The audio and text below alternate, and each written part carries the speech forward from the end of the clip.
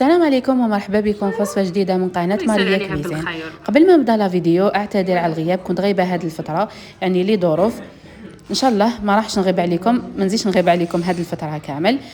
اليوم باذن الله راح نديرو كروكي اللي دار حالة في المواقع. كنتوا طلبتوا مني الوصفه. نبداو بسم الله.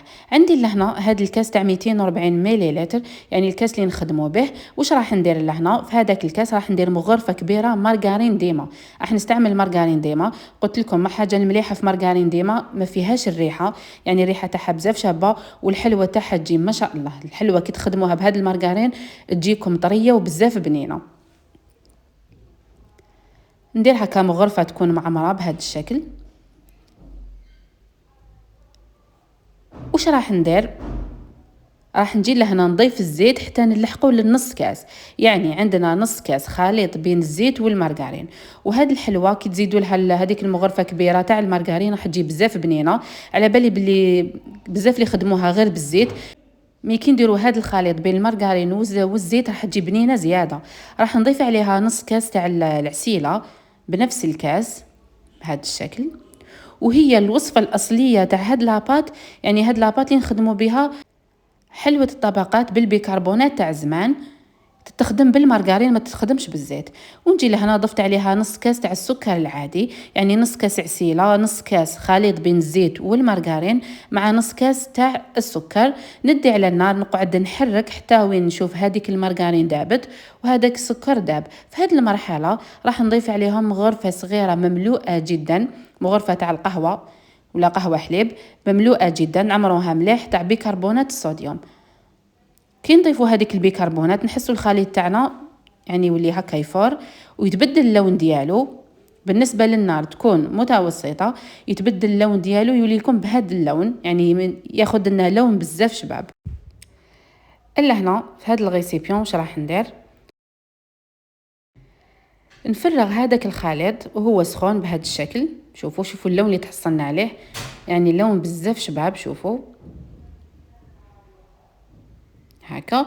ونخلي هذا الخليط حتى وين يبرد لي، يعني نخليه حتى وين يبرد لي، ما نكملش نستعمله هو سخون بهذا الشكل.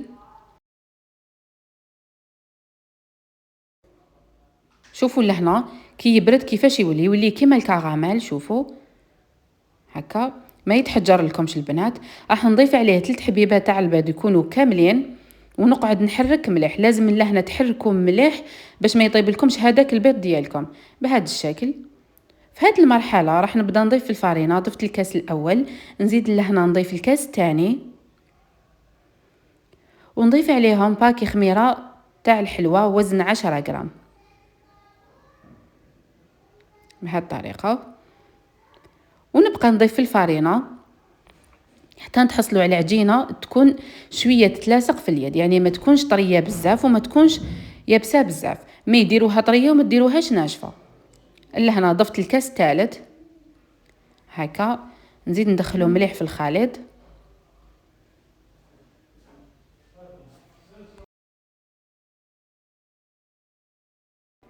والكاس الرابع راح نضيفه تدريجيا بهذا الشكل.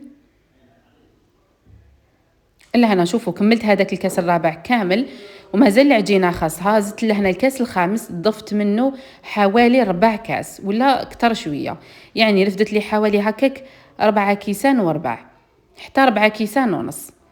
القوام تاع العجينه شوفوا مازالو طري. شوفوا كيفاش نخليها ما تنشفوهاش. نجي لهنا نديرها على شكل حربوش. قسمت العجينه تاعي على 2. الا هنا شوفوا اذا حبيتوا الكروكي ديالكم يجي رقيق ما يجيش خشين، قسموها على 3 باش ما يجيش السمك تاعو عالي. اذا حبيتوا هكا خشين قسموها على 2. انا لهنا في الدار حبينا هكا خشين باسكو علاش يجي طري يجي بزاف بنين. ونجي لهنا ندخلو يطيب على 180 درجه من التحت، نزيد نشعلو من الفوق غير شويه وراح يكون واجد.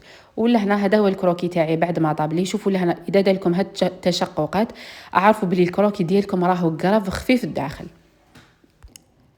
الا هنا هو سخون راح نجيب معجون تاع المشماش وراح نطليه كامل بهذا الشكل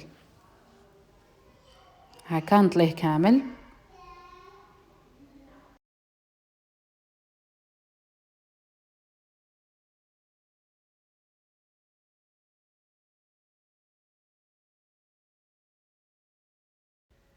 ونجي لهنا نحيلو هاد الاطراف كما راكم تشوفوا بهذا الشكل هكا.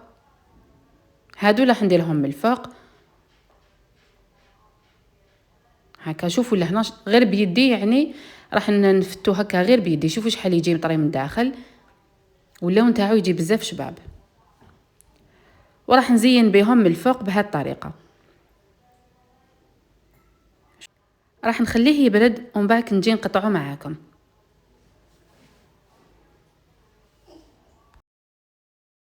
وراح نجي لهنا نقطعه معاكم. شوفوا لهنا، سمحوا لي الاضاءه راهي شويه ناقصه، كنت نصور لهنا في الليل. شوفوا لهنا، شوفوا شحال طري الموس يجوز تمتم. وهذا راهو جديد، كل ما يبات كل ما يزيد يولي بنين زياده.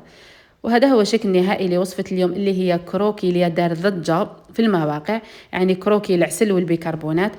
صراحه بزاف بنين. وفي الاخير ما عليا غير نقول لكم شكرا على المشاهده، الى وصفه لاحقه ان شاء الله. سلام.